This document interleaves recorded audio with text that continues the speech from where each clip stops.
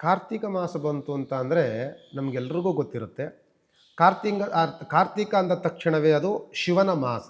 ಶಿವನ ಮಾಸ. ಶಿವನ ಧ್ಯಾನವನ್ನು ಮಾಡುವಂಥದ್ದು, ಶಿವನ ಉಪಾಸನೆ ಮಾಡುವಂತಹ ದಿನ ಅಂತ ಹೇಳ್ತಿರ್ತೀವಿ. ಆದರೆ ಶ್ರೀ ಮಹಾ ಪರಮೇಶ್ವರನ ಆರಾಧನೆ ಮಾಡುವಂತಹ ಮಾಸದಲ್ಲಿ ಶ್ರೀಕೃಷ್ಣನ ನೆನೆಯುವಂತಹ ದಿನ. ಓಕೆ. ಅದರಲ್ಲೂ ಸಹ ಶ್ರೀಕೃಷ್ಣನ ನೆನೆಯುವಂತಹ ದಿನ ಬರುತ್ತೆ. ಅದು ಯಾವುದು ಅಂತ ಅಂದರೆ ಅದು ವೃಂದಾದೇವಿಯ ತುಳಸಿ ಹಬ್ಬದ ದಿನದಂದು ಶ್ರೀಕೃಷ್ಣನನ್ನೂ ಸಹ ಕಾರ್ತಿಕ ಮಾಸದಲ್ಲಿ ಆರಾಧನೆ ಮಾಡುವಂತಹ ಒಂದು ಶುಭ ದಿನ. ಓಕೆ. ಕಾರ್ತಿಕ ಮಾಸದ ಯಾವುದೇ ದಿನದಲ್ಲೂ ಕೂಡ ನಾವು ತುಳಸಿ ಪೂಜೆಯನ್ನು ನೆರವೇರಿಸಬಹುದು. ಖಂಡಿತವಾಗಿ ಅದಕ್ಕೆ ಆದಂತಹ ಹಿನ್ನೆಲೆಗಳು ಸಿಗುತ್ತೆ. Yes yes yes. Utthana Dwadashi ಅಂತ ಬರುತ್ತೆ. ಅಂದರೆ ನಮಗೆ ಅಮಾವಾಸ್ಯೆ ಆದ ನಂತರದಲ್ಲಿ ದ್ವಾದಶಿ ಯಾವತ್ತು ಬರುತ್ತೋ ಅಂದರೆ 12ನೇ ದಿನ, 12ನೇ ದಿವಸ, 12ನೇ ದಿನಕ್ಕೆ ದ್ವಾದಶಿ ಅಂತ ಹೇಳ್ತೀವಿ. ಉತ್ಥಾನ ದ್ವಾದಶಿ ಅಂತ ಹೇಳ್ತೀವಿ. ಉತ್ಥಾನ ದ್ವಾದಶಿ ಅಂದರೆ ಕಾರ್ತಿಕ ಮಾಸ ಹುಟ್ಟಿ 12 ದಿನ ಯಾವತ್ತು ಬರುತ್ತೋ ಅವತ್ತ ತುಳಸಿಯ ಹಬ್ಬ.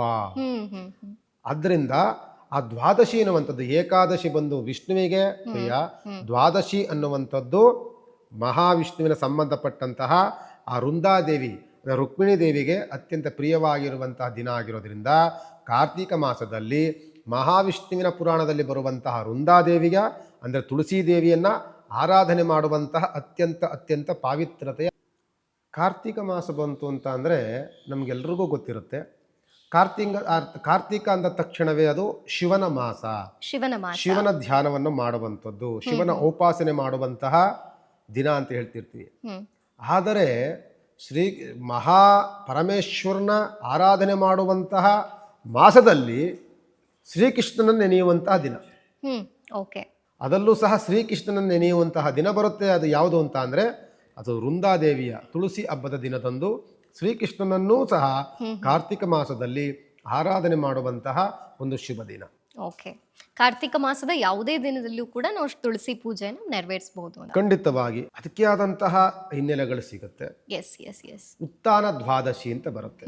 ಅಂದರೆ ನಮಗೆ ಅಮಾವಾಸ್ಯೆ ಆದ ನಂತರದಲ್ಲಿ ದ್ವಾದಶಿ ಯಾವತ್ತು ಬರುತ್ತೋ ಅಂದರೆ 12ನೇ ದಿನ, 12ನೇ ದಿವಸ, 12ನೇ ದಿನಕ್ಕೆ ದ್ವಾದಶಿ ಅಂತ ಹೇಳ್ತೀವಿ. ಉತ್ಥಾನ ದ್ವಾದಶಿ ಅಂತ ಹೇಳ್ತೀವಿ. ಉತ್ಥಾನ ದ್ವಾದಶಿ ಅಂದರೆ ಕಾರ್ತಿಕ ಮಾಸ ಹುಟ್ಟಿ 12 ದಿನ ಯಾವತ್ತು ಬರುತ್ತೋ ಅವತ್ತ ತುಳಸಿಯ ಹಬ್ಬ. ಅದರಿಂದ ಆ ದ್ವಾದಶಿ ಅನ್ನುವಂಥದ್ದು, ಏಕಾದಶಿ ಬಂದು ವಿಷ್ಣುವಿಗೆ ಪ್ರಿಯ, ದ್ವಾದಶಿ ಅನ್ನುವಂಥದ್ದು ಮಹಾವಿಷ್ಣುವಿನ ಸಂಬಂಧಪಟ್ಟಂತಹ ಆ ವೃಂದಾದೇವಿ ರುಕ್ಮಿಣಿ ದೇವಿಗೆ ಅತ್ಯಂತ ಪ್ರಿಯವಾಗಿರುವಂತಹ ದಿನ ಆಗಿರೋದ್ರಿಂದ ಕಾರ್ತಿಕ ಮಾಸದಲ್ಲಿ ಮಹಾವಿಷ್ಣುವಿನ ಪುರಾಣದಲ್ಲಿ ಬರುವಂತಹ ವೃಂದಾದೇವಿಗೆ ಅಂದರೆ ತುಳಸಿ ದೇವಿಯನ್ನು ಆರಾಧನೆ ಮಾಡುವಂತಹ ಅತ್ಯಂತ ಪಾವಿತ್ರತೆಯ